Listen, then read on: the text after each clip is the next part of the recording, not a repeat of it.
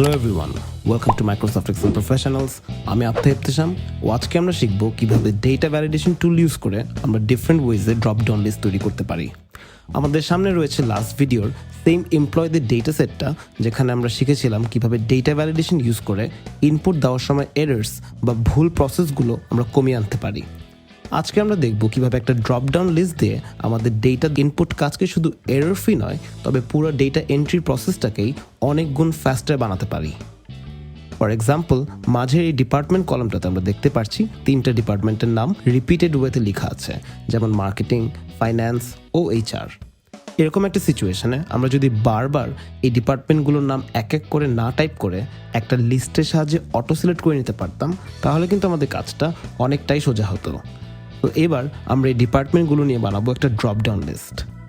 Select করে নিচ্ছি department কলামটার নিচে সব সেলগুলো কন্ট্রোল শিফট ও ডাউন অ্যারো কি প্রেস করে।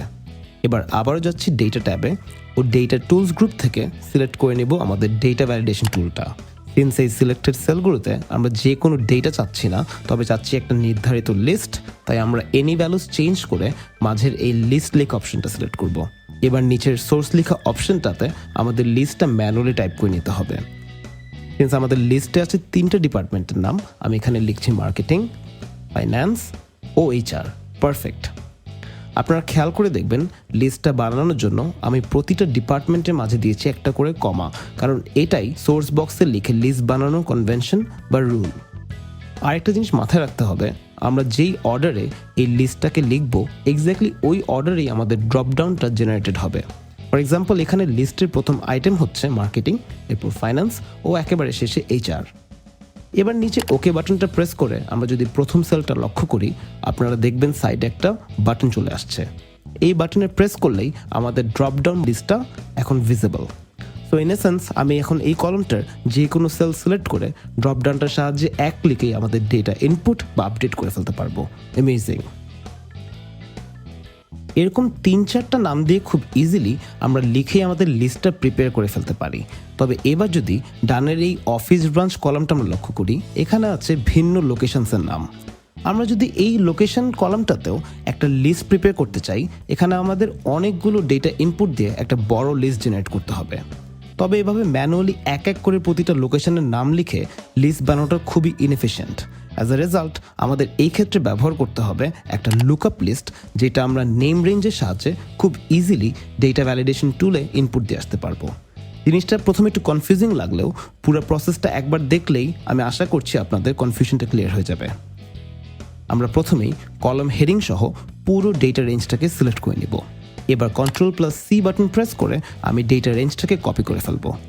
নতুন একটা ওয়ার্কশিটে গিয়ে আমি Ctrl+V বাটন প্রেস করে ডেটা রেঞ্জটা এখানে পেস্ট করব। এবার আমাদের সামনে আছে প্রতিটা অফিস ব্রাঞ্চের লোকেশনের নাম, তবে এটা কিন্তু এখনো দেখতে একটা লিস্টের মতো হয় নাই, কারণ এখানে প্রতিটা জায়গার নাম মাল্টিপল টাইম মেনশন করা আছে। ফর এক্সাম্পল, ডেটা রেঞ্জটায় ধানমন্ডি লেখা আছে অ্যাটলিস্ট 28 বার। হেন্স লিস্ট বানানোর দ্বিতীয় স্টেপে আমাদের ডুপ্লিকেট ভ্যালু সরাতে হবে।